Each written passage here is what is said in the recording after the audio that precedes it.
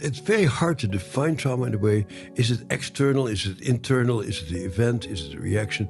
But basically, the way I like to say it, it's something that overwhelms your capacity to cope, and nobody else takes over for you at that particular point. So, and then you get stuck.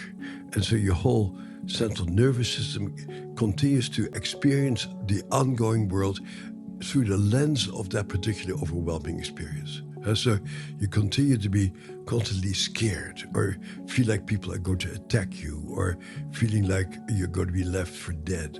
And so you continue to react to oftentimes fairly trivial challenges as if it is a catastrophe. And it's really the ongoing reaction that really defines what trauma is about. It's so that your mind and your brain gets changed by trauma, and then from then on, you live in this traumatic internal world. Mm-hmm. So the trauma lives inside of you, basically. Yeah. Not what happens to you, it's what happens inside you. That's a good thing, by the way. Because if trauma, in terms of what happened to me as a Jewish infant under the Nazis, if that was the trauma, I'll never be a person who wasn't a Jewish infant under the Nazis and during that period of genocide.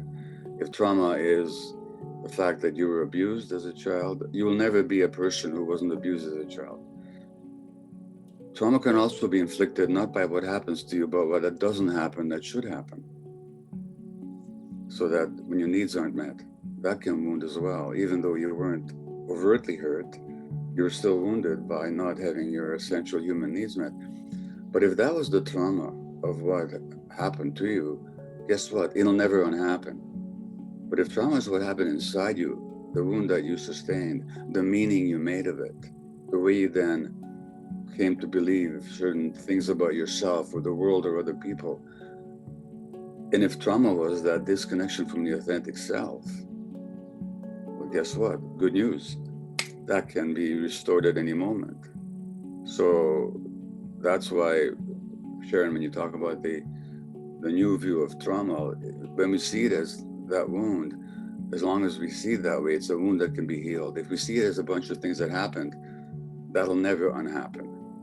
But we don't have to, the biggest lesson for me, and one I continue to have to learn, is that we don't have to allow it to define our lives, how we see ourselves, how we see the world, how we relate to the world, other people, how we relate to possibility,